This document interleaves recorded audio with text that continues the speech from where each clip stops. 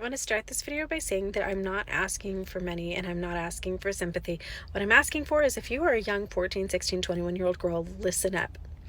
I drove to the grocery store. I need to grab some milk and bread and a couple things, flipped open the bank app on my phone, and I've been sitting in my car crying ever since because I never have enough money.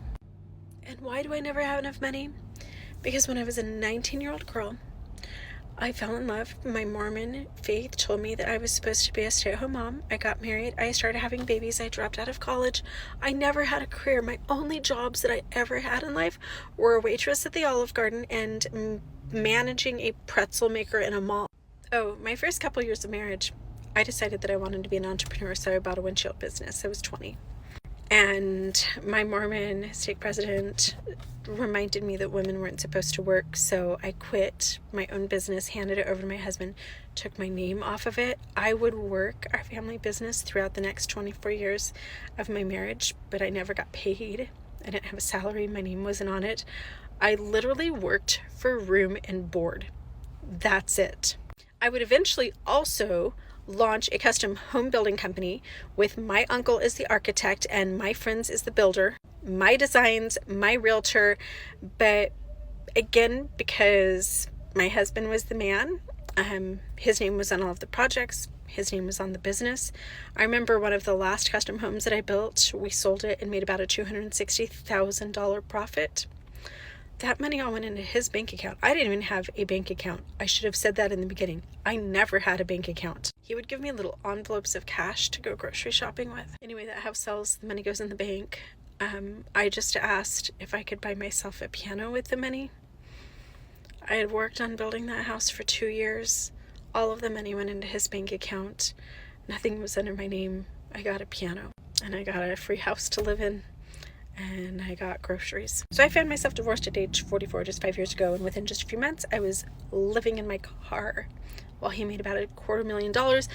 He would eventually quit that job so that he wouldn't have to pay alimony and child support. He has only paid alimony one time ever in the 5 years since we've been divorced. Once ever. Right after my divorce, I remember being really confident about my ability to get a job, so I put together a resume. I remember one of the first interviews that I had as management position for a windshield company, similar to the one that we had run. And the man actually laughing as he was interviewing me, like he was really sympathetic. He wasn't being a douchebag, but he was laughing. And he's like, so let me get this straight. You helped manage your family windshield business with your husband, but you were mostly a stay-at-home mom, and all you did was like the marketing and the hiring, firing, and some of the strategy for the business. But it became really apparent that I needed so many more skills to have any type of management job. I couldn't even work the basic computers. He told me in the interview, please don't apply for any more jobs like this. You are not qualified at all. You're not capable of doing this unless you go back to school and get your degree or get some different experience.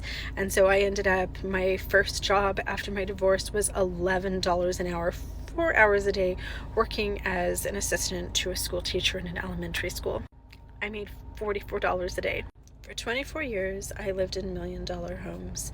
I vacationed all over the world. I spent my summers in Hawaii. I could buy myself $500 jeans, diamond tennis bracelets. We had boats and RVs and whatever I wanted. And it never bothered me once that my financial security was dependent on that man being in love with me.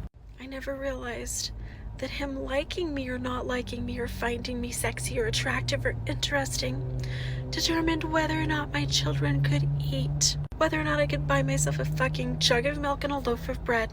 So I had my 5th surgery in 2 years, 2 weeks ago, and I'm supposed to be in bed resting, and I can't because I worked 7 days a week since my divorce 5 years ago, which is why I'm covered in paint and looking like crap. We actually have a 4-day weekend here in Tucson, and since my partner isn't working, he's working on furniture flip partner projects with me. I have no retirement. I have no savings, no education, no resume. I was almost a straight A student throughout all of my education. I went to college at age 17.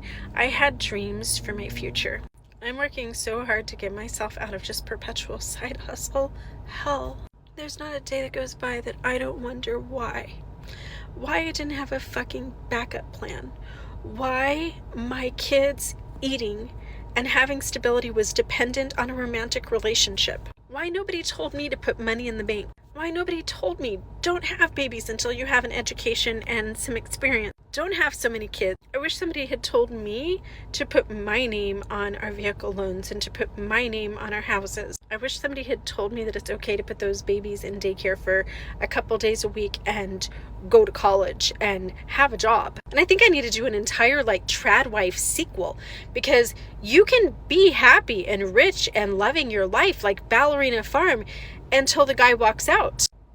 I want you guys to imagine for a minute, even rich Hannah.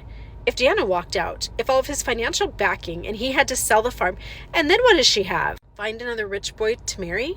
I just don't want one more woman to DM me, comment, send me their stories, cry to me about how hard it is for them to support their families, and I am so tired of living my own story. We have to make this stop. Raise your daughters to be financially independent. Focus on their futures and educations just as much as you focus on your sons. I wish that someone had done that for me.